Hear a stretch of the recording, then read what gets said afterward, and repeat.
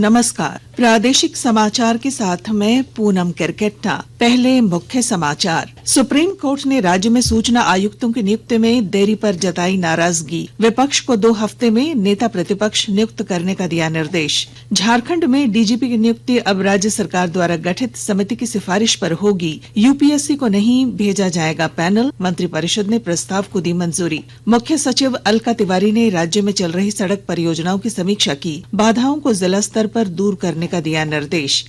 राजधानी रांची समेत राज्य में अगले 2 दिन पड़ेगी कड़ाके की ठंड। कई जिलों में घने कोहरे का येलो अलर्ट। रेल और हवाई सेवाएं प्रभावित। और राउरकेला के बिरसा मुंडा स्टेडियम में खेली जा रही हॉकी इंडिया लीग में वेदांता कलिंगा लांसर्स ने बंगाल टाइगर्स को एक तरफा मुकाबले में हराकर दर्ज की पहली जीत।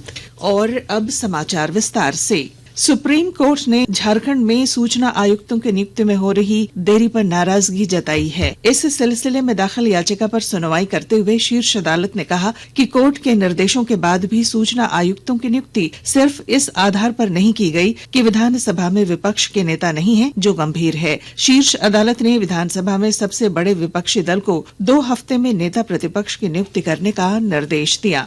राज्य मंत्रिपरिषद ने पुलिस महानिदेशक के चयन के लिए नियुक्त नियमावली के गठन को स्वीकृति प्रदान कर दी है। मुख्यमंत्री हेमंत सोरेन की अध्यक्षता में हुई राज्य मंत्रिपरिषद की बैठक के बाद मंत्रिमंडलीय सचिव वंदना दादेल ने बताया कि अब डीजीपी के चयन के लिए यूपीएससी को अनुशंसा या पैनल नहीं भेजा जाएगा। उन्होंने बताया कि राज्य सरकार द्वारा गठित समिति की अनुशंसा पर ही अब डीजीपी का चयन किया जाएगा। राज्य सरकार द्वारा एक नाम निर्देशन समिति का गठन किया जाएगा, जिसकी अध्यक्षता उच्च न्यायालय के सेवानिवृत्त न्यायाधीश की होगी और अन्य सदस्य होंगे।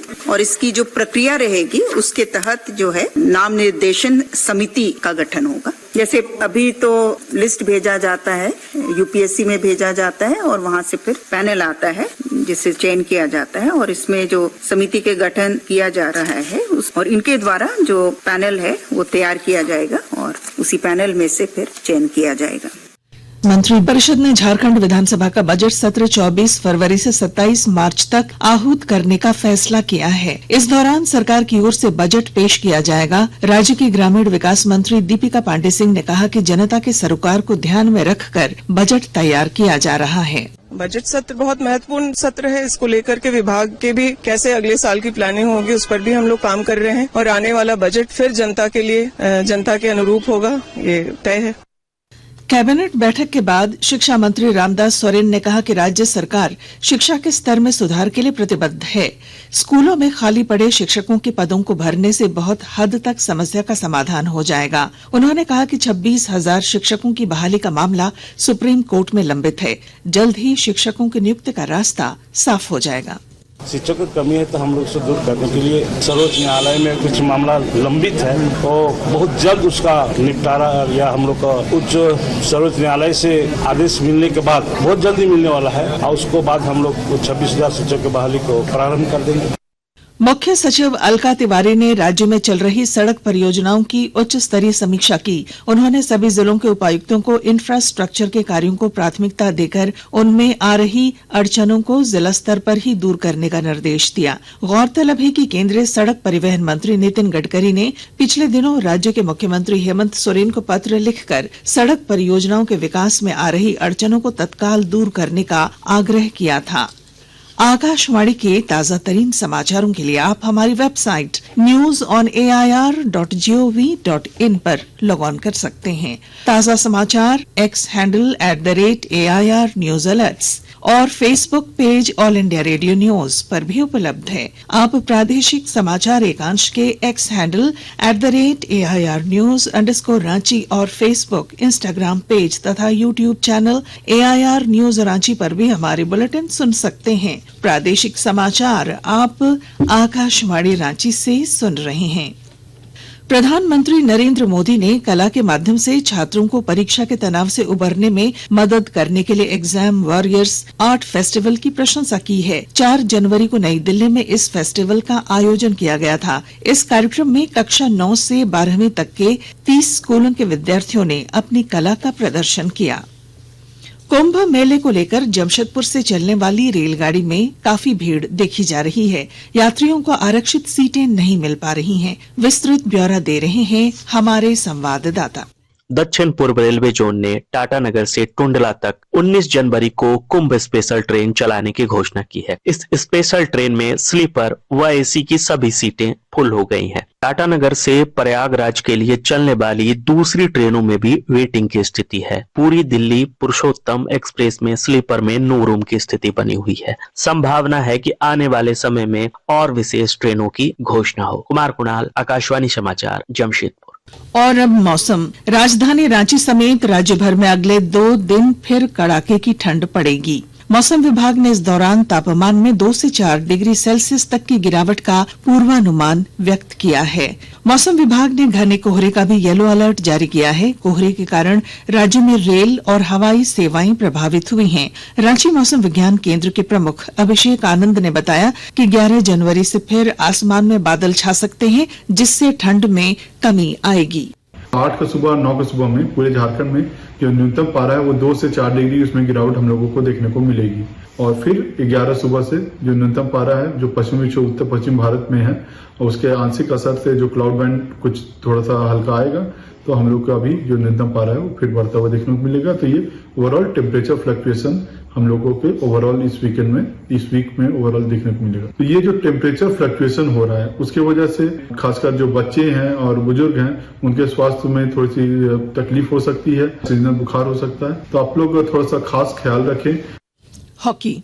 वेदांता कलिंगा लांसर्स ने हॉकी इंडिया लीग में अपनी पहली जीत हासिल की। राउरकेला के बिरसा मुंडा हॉकी स्टेडियम में कल रात उसने एसआर बंगाल टाइगर्स को 6-0 से हरा दिया।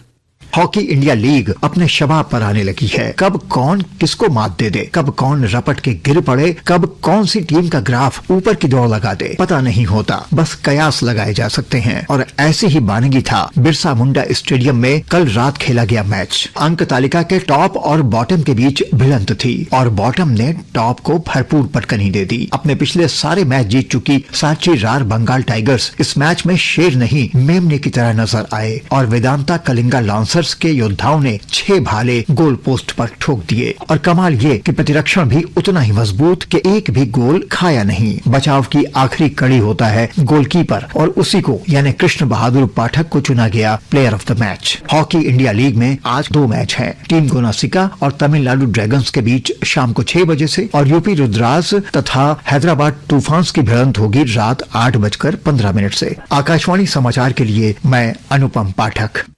68वीं राष्ट्रीय स्कूली खेल अंतर्गत अंडर 19 एथलेटिक्स प्रतियोगिता में तीसरे दिन 26 स्पर्धाएं हुई।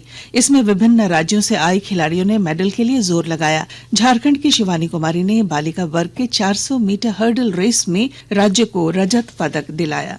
और अब अखबारों की सुर्खियां। रांची से प्रकाशित सभी प्रमुख अखबारों ने राज्य मंत्रिपरिषद की बैठक में लिए गए निर्णयों की खबर को प्रमुखता दी है। दैनिक भास्कर ने लिखा है, रिटायर्ड जस्टिस की अध्यक्षता वाली कमेटी करेगी अब डीजीपी का चयन। प्रभात खबर की सुर्खी है, डीजीपी के लिए अब यूपीएससी को नहीं भेजा जाएगा पैनल। दैनिक जागरण लिखता है, उत्तर प्रदेश की तर्ज पर होगी डीजीपी की नियुक्ति। हिंदुस्तान के शब्द हैं, देश में एचएमपीवी की दस्तक के बाद स्वास्थ्य मंत्री ने जारी की एडवाइजरी, एयरपोर्ट रेल स्टेशन पर स्क्रीनिंग के निर्देश। और अब बुलेटिन के आखिर में मुख्य समाचार एक बार फिर। सुप्रीम कोर्ट ने राज्य में सूचना आयुक्तों की नियुक्ति में देरी पर जताई नाराजगी। विपक्ष को 2 हफ्ते में नेता प्रतिपक्ष नियुक्त करने का निर्देश। झारखंड में डीजीपी की नियुक्ति अब राज्य सरकार द्वारा गठित समिति की सिफारिश पर होगी। यूपीएससी को नहीं भेजा जाएगा पैनल। मंत्रिपरिषद ने प्रस्ताव को दी मंजूरी। मुख्य सचिव अलका तिवारी ने राज्य में चल रही सड़क परियोजनाओं की समीक्षा की। बाधाओं को जिला स्तर पर दूर करने का दिया निर्देश। राजधानी रांची समेत राज्य में अगले 2 दिन पड़ेगी कड़ाके की ठंड। कई जिलों में घने कोहरे का येलो अलर्ट। रेल और हवाई सेवाएं प्रभावित।